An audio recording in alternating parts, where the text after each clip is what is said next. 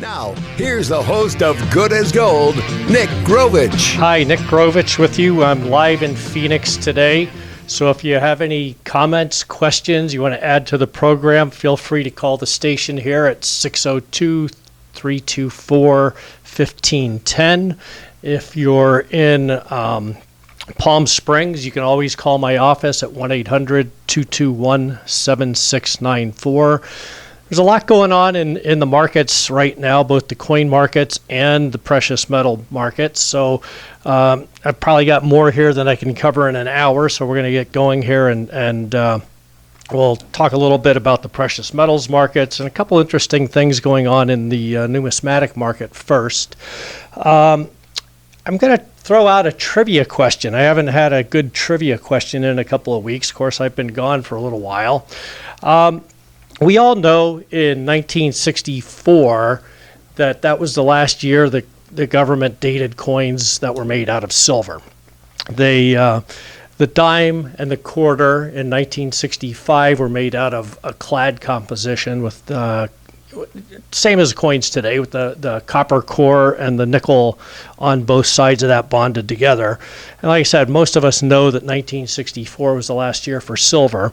The half dollars, however, from 1965 to 1970 still had a small amount of silver in them. They were 40% silver.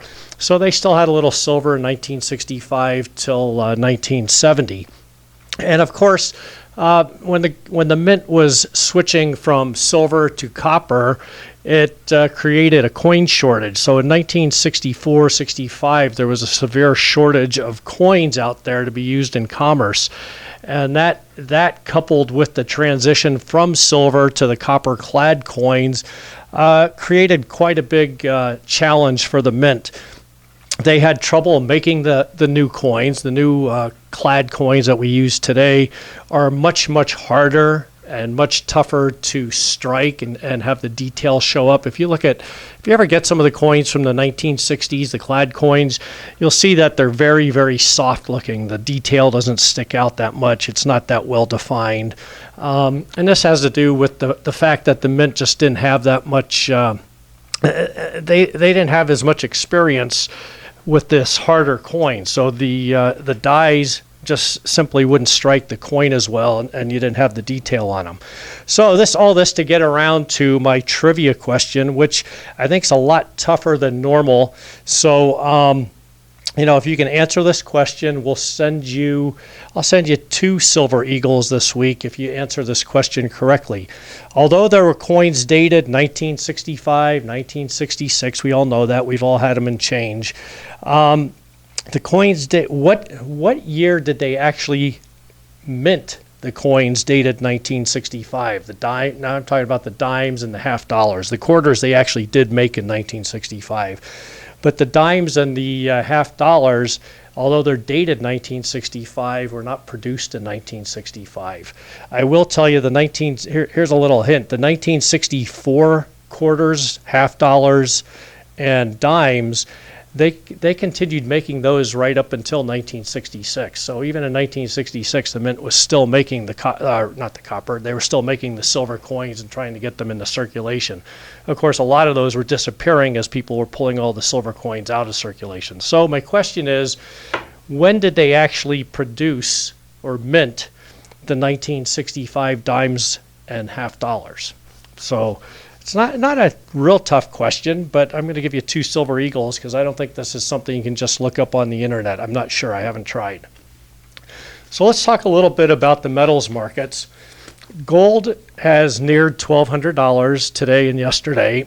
We haven't quite gotten over $1,200, but we're really nearing that point. That's $1,200 as a psychological level. It's really an important point. If we can get over $1,200 and really see it settle over $1,200 in a decisive way, that could be a very, very positive sign for gold. A lot of that, as I always say, it's because the dollar is slumped. A lot of that is we're seeing a lot of problems in Europe right now. They've actually had their prices decline last month. And all this in the face of them basically implementing a QE. They're printing euros as fast as they can and getting them into the economy. And it's not having the same effect it had here in the U.S. It's the markets just are not bouncing back. They're really afraid of deflation right now, and that's really hurting the euro. And I think that's part of why gold is so strong right now. You have people just dumping euros basically in favor of anything but a euro. Silver is back over $16 an ounce. You remember it wasn't that long ago. It was down below $15. We were down $14.60, $14.70. And the thing I want to point out here is, when silver was under $15 and gold it was just barely $1,100. I had so many people calling and wondering, is this the bottom or should they wait for it to go down a little longer? Everyone was calling for $1,000 gold and $12 silver, and you know what? I don't know. Maybe it'll still turn around and go there. But the point I was trying to make is when you feel that it's cheap, when you think it's time to buy, don't call and get so caught up in what all the experts are saying, because when all the experts come out and say gold's going to 1,000 or gold's going to 2,500, it almost never happens. So I know for a fact I have hundreds of people who called when gold was 1,000 or not 1,000, 1,100, 1,105, 1,110, and they wouldn't buy because they wanted it back to $1,080, which was the most current low. So to save $20 or $25 an ounce, they sat back and they waited and waited and waited. Now we're almost $1,200 an ounce for gold, and it's just a crazy cycle to get caught in, because what happens so many times is people want to buy at the bottom, but you never know where the bottom is until after it's been reached. And even now, the most recent bottom on gold is $1,080. And so I have people waiting till it goes back there. Maybe it will, maybe it won't. But sometimes people get so caught up in saving a couple dollars that they completely miss the run. I mean, if gold goes back over $1,200 and asserts itself there, we could see another $100 run in gold before this is over. Nobody really knows. The platinum group metals like platinum, palladium, those metals have really taken off. Platinum's up over $100 since it bottomed out at close to $900. It's up over $1,000 right now. Palladium really took off. Palladium was down to $540, and today it's over $700. So you had, what is that percentage-wise? 25% increase in price. That's a heck of a run-up. And a lot of that, if you remember, a lot of that drop in the price of platinum was due to the Volkswagen scandal, which I thought was kind of silly. Even if Europe decides to head more towards non-diesel engines or gasoline engines, that's not a trend that's going to happen overnight. So I thought that was kind of crazy that platinum dropped because of that scandal. It's not as if the Europeans are going to switch and get rid of their diesel cars overnight. That's going to be something that happens over years and years, if it happens at all. So platinum's back over $1,000. Personally, I still think platinum's one of the best buys out there. It's almost $200 less than gold, which is outrageously cheap in comparison to gold. And as I've said before, I think when demand picks up for automobiles, I think you can see platinum take some really big moves. The problem with platinum is, even though it's low in price and the demand's fairly low right now, there's just no supply out there for when demand picks up. So when demand picks up, it's not as if they can just increase the mining activity or open closed mines. It's not something they can go into a warehouse and find like they can with gold or silver. So that's really an area I'd look at. When we get back from this break, I'm going to talk a little bit about one other metal that I think might be worth considering, especially if you're a little bit of a gambler. So we'll be back in just a second. Once again, here's Nick Grovich. Hey, Nick Grovich, I'm back with you. I do want to remind the listeners out in Palm Springs, or if you're here in Phoenix and you want to take a little drive, that we have a workshop seminar coming up November 4th. It's at the JW Marriott in Palm Springs.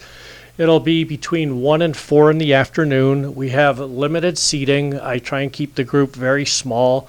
25, maybe 40 people at the most. We like to keep it a little intimate. It seems like it goes better. We get to talk to people. We get to listen to their concerns.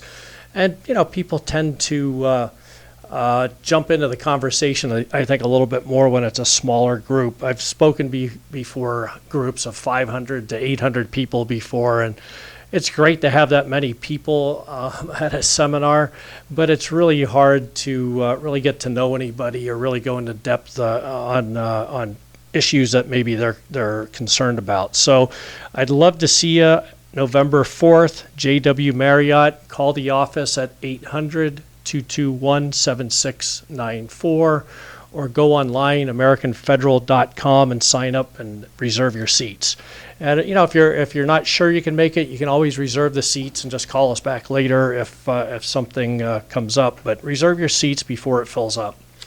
Now, we've been talking a little bit about gold, silver, and I want to talk about platinum and palladium, and even another metal that I've talked about once or twice, rhodium. I read an article today. The gentleman's name was John Hathaway of, I'll get this wrong, Tocqueville Asset Management. It's one of the larger firms. And he was talking about the current monetary policy ending badly. And I thought it was really interesting because, typically the money managers are not usually very bullish on gold. He's saying, here, this is his quote, "The most obvious way for monetary policy to end badly if investors of all stripes suffer prolonged bout of financial market adversity." In other words, if they start losing money. "Losses in a risky asset will dissipate investor confidence, undermine economic activity, and leave the Fed with little choice than to accelerate more easy money."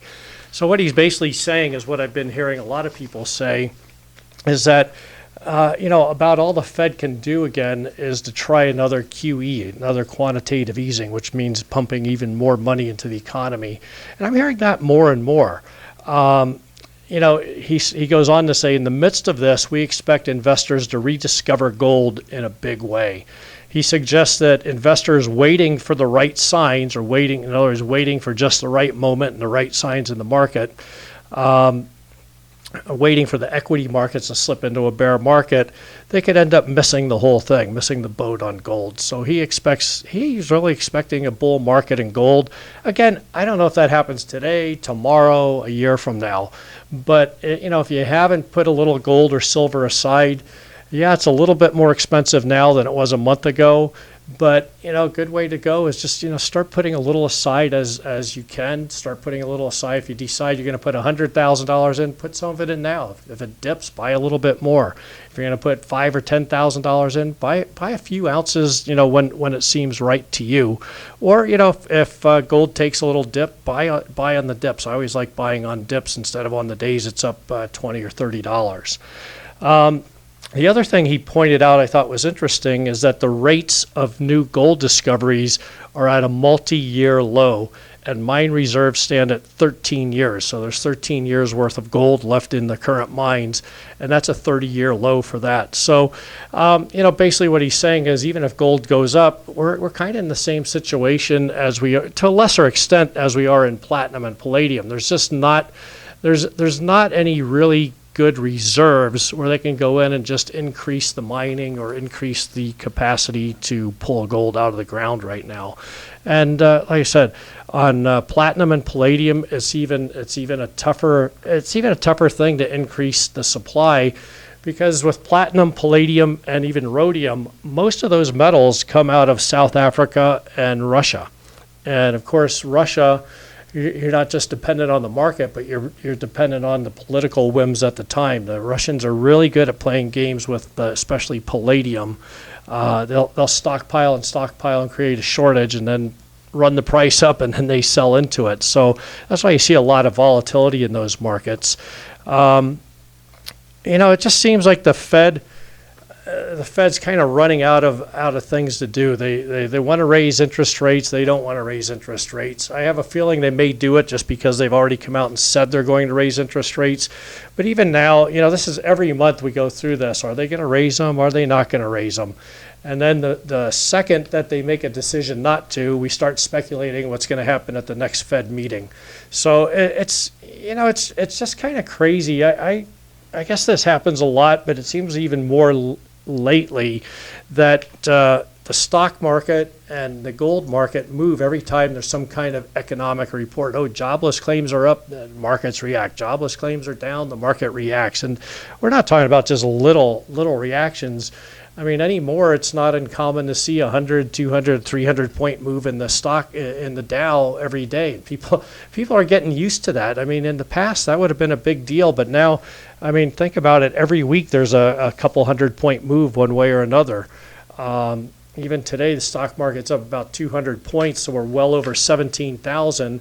A week ago, we were down at 16,000. So it's very, very volatile. And honestly, all this volatility is causing people to take a look at the precious metals again. So, if you're 100% in the stock market, you want a little alternative, keep it simple. Just buy a little gold bullion. By gold bullion, I mean, it could be Krugerrands, Maple Leafs, Gold Eagles, anything like that. If you're looking for silver, the premiums, we've talked about this several times, the premiums have started coming down. So you're not going to be paying, $6, $7 over spot for silver anymore. They're still a little bit higher than what's normal, but give you an example on the old 90% silver, what we call junk silver. That was trading wholesale at $5 an ounce over spot. So when silver was $15, it was costing me $20 an ounce. That's come down almost in half now. So a lot of the silver items are a little bit easier to get. Some of it's still delayed delivery, but it's actually becoming available at decent prices again. Now, the last thing I just want to mention, and this isn't for everybody, but I like watching this rhodium. Now, I don't know if anyone here is really familiar with rhodium. It's a platinum metal group metal, so it's related to platinum and palladium. It's a silver white metallic element. It's used in mirrors, jewelry, searchlights, electric connections. It's used with platinum in aircraft turbine engines. It's used to make nitric acid and hydrogenation of organic compounds. It's used by the automotive industry for catalyst applications along with platinum and palladium. And it's very resistant to corrosion. So it has a lot of industrial uses. And for many years, it was almost impossible to trade rhodium because it's just a silver white, it's almost like a powder, and it used to come in powder form in a vial, and it made it very, very hard to trade it. Well, in the last, I want to say 5 years, maybe it's 4 years, there's one company that actually makes rhodium bars. And like I said, I wouldn't run out and put everything in rhodium, but today it's trading at $860 an ounce, which is actually less than platinum.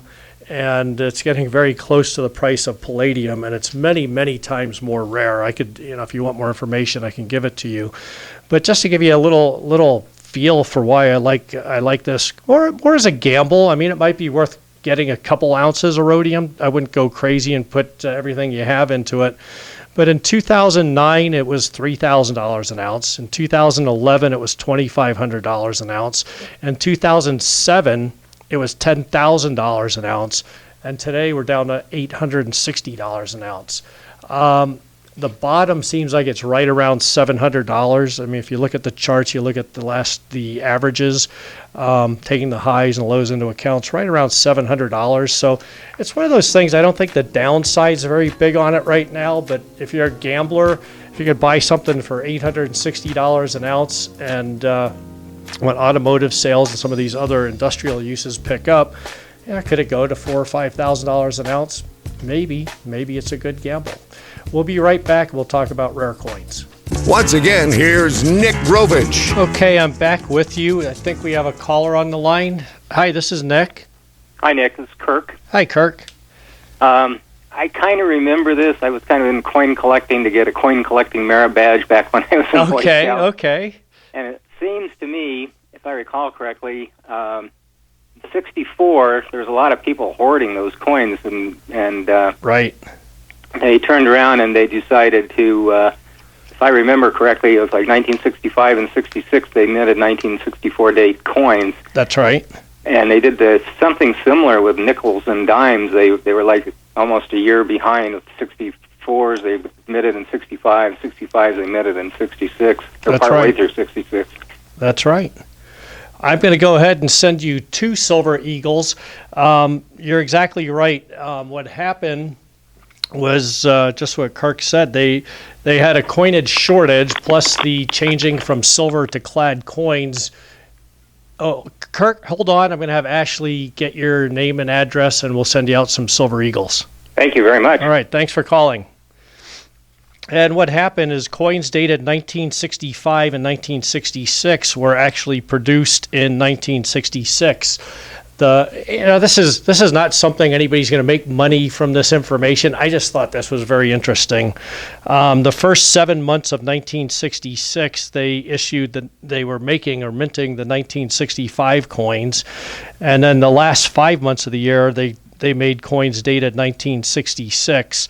And as I mentioned earlier, the 1964 coins, which people were pulling out of circulation because they were silver, they actually continued minting those well into 1966. So even though they were dated 1964, the mint was still making silver coins for 2 extra years after that. I just thought that was kind of interesting that they were trying to switch over from silver to clad, and they continued making silver coins for 2 more years. And I suppose it's just one of those things at the mint. There was a lot going on. It's also why it's not crazy unusual to find 1965 dated quarters minted on silver planchets or 1964 coins minted on clad planchets. They were producing both coins at the same time at the mints. Also, because of the shortage of coins, they had the special mint sets. If any of you collectors are out there, they didn't actually make proof sets in 1965, 66, and 67. Instead, those coins were a proof-like type of coin, so they still had that mirror surface. They were actually made in San Francisco, but they did not have mint marks. They didn't use any mint marks in 1965 through 67. And in 68, they finally got their act together and they started making, the D and S mint mark coins again. So it was kind of an interesting time. And if you look at the coinage from that time, like I said, the proof sets and mint sets, they didn't make mint sets. They made the special mint set, which was a proof-like coin, which is what Canada does. It's not a true proof, just a mirrored surface coin. For those 3 years. 1968, they resumed making mint sets and proof sets again. So just a little coin trivia, just more for fun than anything else. If you're not a member of the American Numismatic Association, call the office. I'd be glad to sponsor you. They send out a magazine called the Numismatics every month, and it's filled with stuff like this. This is where I actually got this article. It's U.S. coinage dated 1965. They just have, if you're really a coin collector, it's really a fun article. They talk about everything from European coins to the baseball coins to whatever new issues are coming out, women on coins, ancient coins, everything. So if you're really, like I said, if you're a collector, it's really worthwhile. If you're an investor and you're just buying coins to try and make money or just to stick away, it's probably not for you unless you're really interested in it. But let's talk a little bit about the coin market. For years, for 20-some years, I've been telling people if you're buying any type of collectible or rare coin, especially, I'm not talking about the modern coins, the brand new coins, the Silver Eagles, Gold Eagles, that type of thing, but true collectible coins, is that if you're going to buy them, you really want to buy certified coins. And I think most of us here are probably familiar with PCGS and NGC. Those are the 2 premier coin grading services. A third one would be ANACS, ANACS. That's actually the American Numismatic Association's grading service. And they do a very fine job too. The difference is ANACS has no guarantee on their coin. So if you get a coin that's overgraded by ANACS, they don't do anything about it. It's just their opinion. PCGS and NGC actually guarantee their grading. So if by some chance you got a coin that was overgraded or there's something wrong with the coin, they will stand behind that grading. And that's one of the reasons why PCGS and NGC coins are so so easy to trade in the market, why they're so accepted, because I know if I buy a coin graded by NGC and I get the coin and there's something wrong with it, that I can go to NGC and they will take care of the problem. I don't have to go back to the person I bought it from. I don't have to, and that's not something that happens often because they do a good job of it.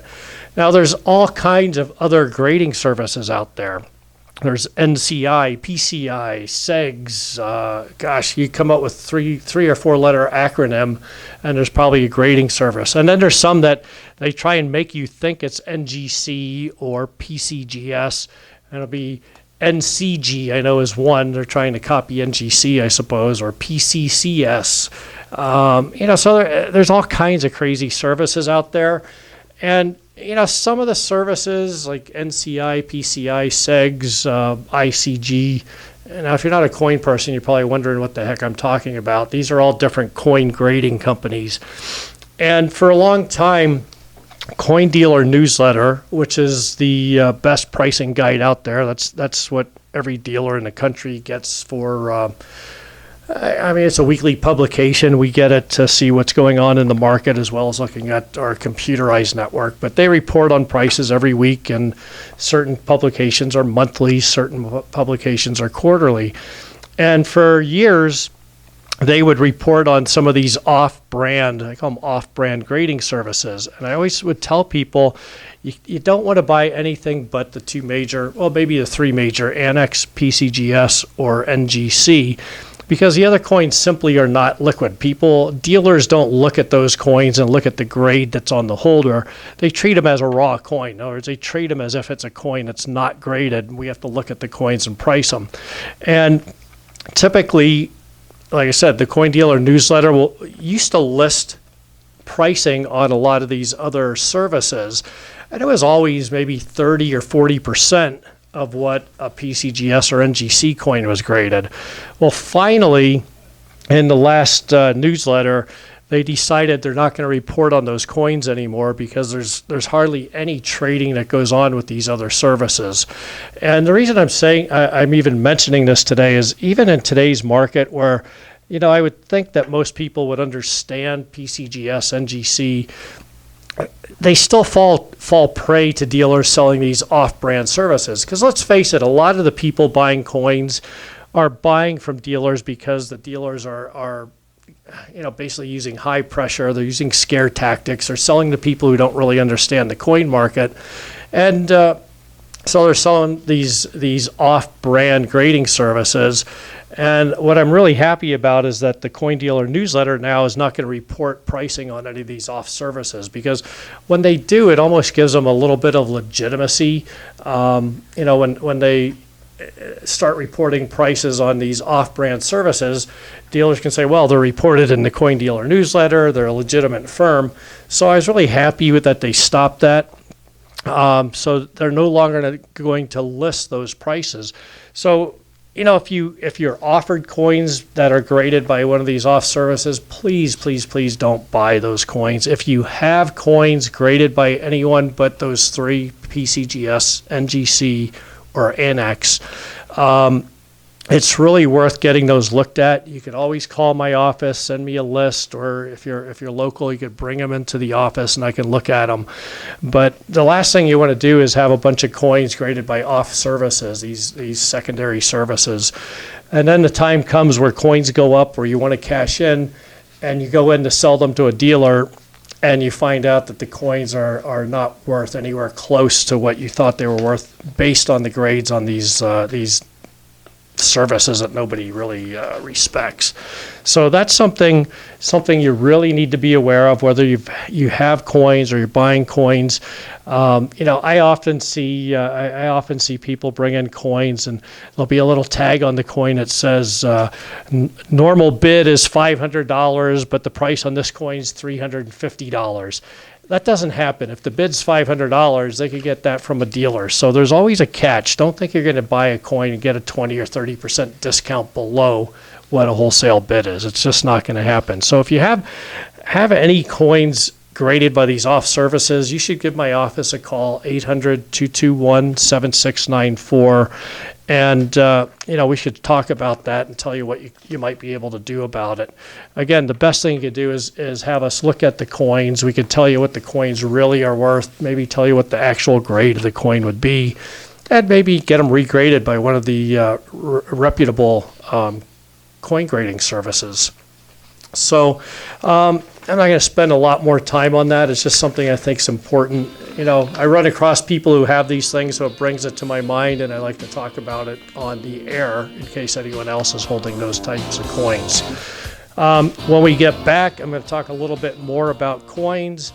If you have any questions, feel free to call in 602-324-1510. Once again, here's Nick Grovich. Okay, I'm back with you for the last segment. It sure goes fast sometimes. I do want to talk a little bit more about the rare coin market. As most of you know, it's been 25 years since I've recommended any type of rare coins to my clients.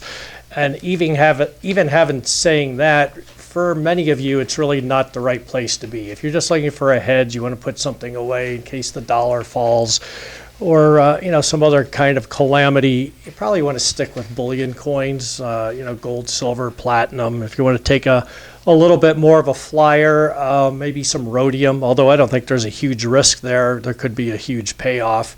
Pick up a couple ounces of rhodium, see if you get lucky on it. But for most people, bullion's really, really the way to go. But there's so much going on in the coin market right now, and I see so many people that have collections, or I should say accumulations, that really don't make any sense. I was looking at a collection today, and there's a variety of coins. There's MS 63, 64, 65 Morgan dollars. There's peace dollars. There's Walking Liberty halves. There's some Franklin halves. There's Mercury dimes. It's just a mishmash. There's no real reasoning behind it. There's nothing spectacular in there. It's just, it's almost as if he got a coin here and got one there, just whatever he saw, he picked up. And, these coins have done nothing but go down for this gentleman. He hasn't made any money. But when you add up the total that he has, he's probably got $35,000, $40,000 wrapped up in these coins. And, when it is time to sell it, I guarantee it's going to be a pain in the neck, because a lot of the coins are $10, $20, $100 coins. I don't think he has too many coins in this whole group worth over $700. So it's just stuff. There's nothing exciting in it. There's nothing rare in it. There's nothing really that collectible in it. And so I look at something like that and I think, well, if you're sitting on a bunch of coins, or even the modern coins, so many people are sitting on modern commemoratives or graded eagles. There's ways to make money on that, but it's just, in my opinion, I hate to say this, it's just stuff. It's just junk. And if you're sitting on $30,000 or even $10,000 or $5,000 worth of stuff, just the same thing that a million other people have, why not turn it in? If you want to be in coins, why not turn it into something really spectacular? I mean, for the same amount of money this gentleman has, he could probably put together the better part of a Mercury dime proof. He could probably put together a proof 66 Barber dime set, or a proof 65 Barber quarter set. He could have something that's not one of a kind, but something that's very rare, very unusual, very collectible, something that any collector would raise their eyebrows on, instead of sitting on just a pile of stuff. And in this market, it's the collector coins that seem to be doing well. If you look at the auctions, it's really crazy. There are more huge collections coming on the market in the last few years than I've ever seen.